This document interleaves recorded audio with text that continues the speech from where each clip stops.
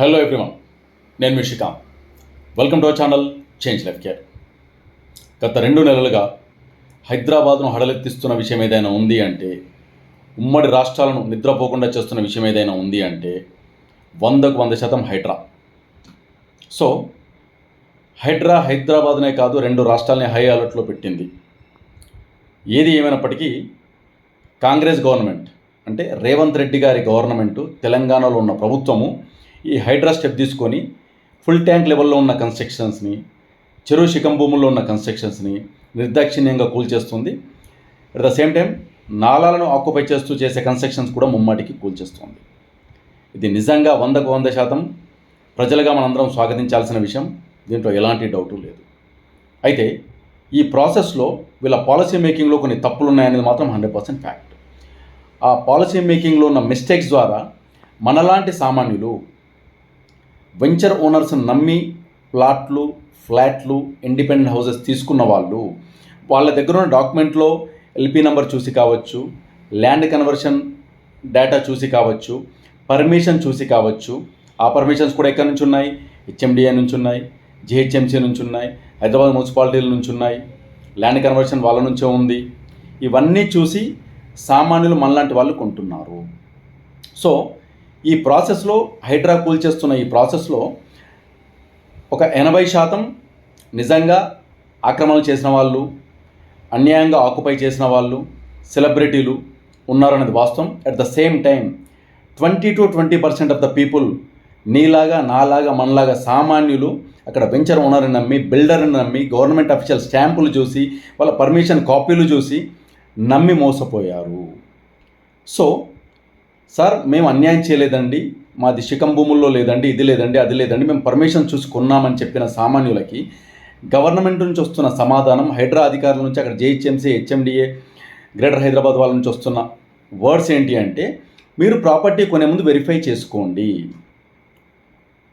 చాలా సింపుల్గా చెప్పి మీరు పక్కన పెట్టేస్తున్నారు సార్. ఒక సామాన్యుడు, రియల్ ఎస్టేట్ తెలియని ఒక వ్యక్తి, వాళ్ళ వృత్తి బిజినెస్లో బిజీ ఉన్న ఒక వ్యక్తి, ఒక సామాన్యుడు, ఒక సాఫ్ట్వేర్ ఎంప్లాయ్ అవ్వచ్చు, ఒక టీచర్ అవ్వచ్చు, ఒక చిన్న కిరాణా కొట్టు నడుపుకునేవాడు కావచ్చు, ఎవరైనా అవ్వచ్చు.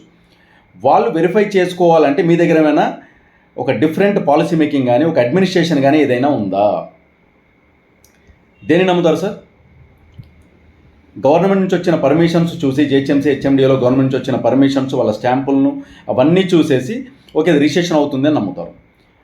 బట్ వీటన్నింటిని మించి ప్రజలుగా మేమందరం విశ్వసించేది రిజిస్ట్రేషన్ వ్యవస్థని, రాష్ట్ర వ్యాప్తంగా, దేశవ్యాప్తంగా ఉన్న రిజిస్ట్రేషన్ వ్యవస్థని 100% నమ్మి మేము ప్రాపర్టీస్ కొంటున్నాం, సామాన్యులం ఎవరమైనా సరే.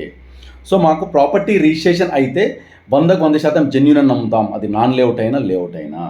ఎందుకంటే ఆ డాక్యుమెంటేషన్లో, వెంచర్ అనుకున్న ల్యాండ్లో, బిల్డర్ టేకప్ చేసిన ప్రాజెక్టులో, ఆ కన్స్ట్రక్షన్స్లో ఎక్కడ ఏ తప్పున్నా మా గవర్నమెంటు, మా తెలంగాణ గవర్నమెంటు, మా జిహెచ్ఎంసీ, మా హెచ్ఎండిఏ, మా గ్రేటర్ హైదరాబాద్ పాలసీ మేకింగు, మా హైదరాబాద్ మున్సిపాలిటీలు, మా దగ్గర ఉన్న అధికారులు, మా దగ్గర ఉన్న యంత్రాంగ గణము 100% క్లారిటీగా అన్నీ పర్ఫెక్ట్గా ఉంటేనే పర్మిషన్ ఇస్తుంది, లేకపోతే ఇవ్వదు. కాబట్టి మేమందరం నమ్మే ఫైనల్ అథారిటీ రిజిస్ట్రేషన్ వ్యవస్థ. ప్లాట్లను, ఇళ్ళను రిజిస్ట్రేషన్ చేసే రిజిస్ట్రేషన్ వ్యవస్థ. అక్కడ మాలాంటి సామాన్యులు మేనేజ్ చేయడానికి ఏముండదు సార్. వెంచర్ ఓనర్స్ మేనేజ్ చేసి ఉండొచ్చు, ఆ బిల్డర్స్ మేనేజ్ చేసి ఉండొచ్చు, వాళ్ళకున్న ఇన్ఫ్లుయెన్స్తో అక్కడ ఉన్న అధికారులను కొనేయచ్చు, లేదా వాళ్ళకున్న ఇన్ఫ్లుయెన్స్తో అక్కడ పొలిటీషియన్స్తో కుమ్మక్కై సబ్ రిజిస్ట్రేషన్ మేనేజ్ చేసి రిజిస్ట్రేషన్ చేసి ఉండొచ్చు. అందులో మాలాంటి సామాన్యులు కొన్న వాళ్ళ తప్పేముంది సార్? మాట్లాడితే మీరు ప్రాపర్టీ కొనే ముందు వెరిఫికేషన్ చేసుకోవాలి. ఇంకెక్కడ చేసుకోవాలి సార్? మేము కొన్న ప్రాపర్టీని రిజిస్ట్రేషన్ చేసుకోవడానికి గవర్నమెంట్గా మీరు వకాల్తా పుచ్చుకొని ఈ ప్రాపర్టీ కరెక్టే అని చెప్పి సర్టిఫై చేస్తూ, ఇంచుమించు మార్కెట్ వాల్యూ, సరే గవర్నమెంట్ వాల్యూ 20 లక్షలు ఉన్న ప్రాపర్టీ, మార్కెట్ వాల్యూ 40 నుంచి 50 లక్షలు ఉన్న ప్రాపర్టీకి మీరు 1,00,000 నుంచి 1,20,000 రూపాయలు తీసుకొని మీరు సర్టిఫై చేస్తూ ఆ ప్రాపర్టీకి రిజిస్ట్రేషన్ చేసిస్తున్నారు మాకు. సో ఇంకా మిమ్మల్ని కాక ఇంకెవరిని నమ్మాలి సార్ మేము? ఒకటి, మీరు సర్టిఫికేషన్ ఎలా ఇస్తున్నారు? డబ్బులు తీసుకొని ఆ ప్రాపర్టీ వైపు నుంచి ఒక రకంగా చెప్పాలంటే మీరు వకాల్తా పుచ్చుకొని ఇది 100% అఫీషియల్ అని చెప్పి మీరు రిజిస్ట్రేషన్ చేసిస్తున్నారు మాకు ఫైనల్ అథారిటీ. ప్రజాస్వామ్యంలో ప్రభుత్వ అధికారులుగా మీరిచ్చిన సర్టిఫికేట్ కాదా మాకు ఫైనల్ అథారిటీ? అంతకుమించిన వెరిఫికేషన్ ఏం చేసుకోవాలి మేము?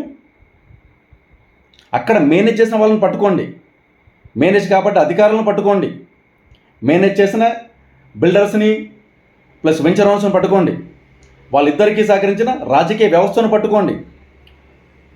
చచ్చి చెడి నానావస్థలు పడి ఒక ప్లాటో ఇల్లు కొనుక్కున్న ఒక సామాన్యుడు కనీసం 20 నుంచి 25 సంవత్సరాలు లోన్ పెడతారు సార్ ఆ ప్రాపర్టీ పైన. 25 సంవత్సరాలు లోన్ పెట్టడం అంటే వాడు జీవితాంతం కష్టపడిన డబ్బులన్నీ నానా సంకలనానికి నానా అవస్థలు పడి ఆ ప్రాపర్టీ కొనడానికి వాడి కుటుంబం మొత్తం జీవితాన్ని తాకట్టు పెడుతుంది సార్. అలాంటి ప్రాపర్టీని ఇలా వచ్చేసి మీరు అలా కూల్చేసి మీరు ప్రాపర్టీ కొనే ముందు వెరిఫికేషన్ చేసుకోండి. ఎవడు సార్ వెరిఫై చేయాలి? మీరు as a government, as a officials మా దగ్గర డబ్బులు తీసుకుంటున్నందుకు, రిజిస్ట్రేషన్ వ్యవస్థలో మా దగ్గర డబ్బులు తీసుకుంటున్నందుకు క్రాస్ వెరిఫికేషన్ మీరు చేసుకోవాలి. ఎవడో వచ్చి పర్మిషన్ తీసుకుంటే ఒక ప్రాపర్టీకి ఆ పర్మిషన్ అఫీషియలా కాదా, దానిపైన ఒక అథారిటీ ఉండాలి. ఉండేసి ఎవరైనా అంటే కింద స్థాయి వాళ్ళని మేనేజ్ చేసి పర్మిషన్ తీసుకున్నారా లేదా క్రాస్ వెరిఫికేషన్ మీరు చేయాలి. లేఅవుట్ అప్రూవల్ చేశారు అంటే లేఅవుట్ నెంబర్ ఉందని మేము డాక్యుమెంట్ చూసి కొనుక్కుంటున్నాం, రిజిస్ట్రేషన్ వ్యవస్థ యాక్సెప్ట్ చేస్తుంది. ఆ లేఅవుట్ అనేది అఫీషియల్గా వచ్చిందా లేదా, ఆ లేఅవుట్ నెంబర్ రిలీజ్ అయిందా లేదా క్రాస్ వెరిఫికేషన్ చేయాల్సిన ప్రభుత్వాలు. ల్యాండ్ కన్వర్షన్ అగ్రికల్చర్ నుంచి కమర్షియల్ ల్యాండ్ కన్వర్షన్ చేసిన డాక్యుమెంట్ చూసి మేము కొంటున్నాం, దాన్ని మీరు అప్రూవల్గా సంతకాలు పెట్టి రిజిస్ట్రేషన్ ఆఫీస్లో మాకు ఇస్తుర్రు. ఆ ల్యాండ్ కన్వర్షన్ జరిగింది నిజమా కాదా, మేనేజ్ చేయబడిందా లేదా అని ఇంకో టీంను పెట్టి క్రాస్ వెరిఫికేషన్ చేసుకోవాల్సింది మీరు చేయాల్సిన పని చేయకుండా సగటు కస్టమర్ని మీరు వెరిఫై చేసుకోవాలి. ఇంకెలా చేస్తారు sir? Any other policy making ఏమైనా ఉందా మీ దగ్గర? పోనీ రిజిస్ట్రేషన్ ఆఫీస్లో కూడా తప్పు జరిగితే జరుగుతుందని మీరే ఒప్పుకుంటున్నారు కాబట్టి ఇంకేమైనా వ్యవస్థ ఉందా మేము అక్కడికి వెళ్ళి క్లారిటీ తీసుకోవడానికి?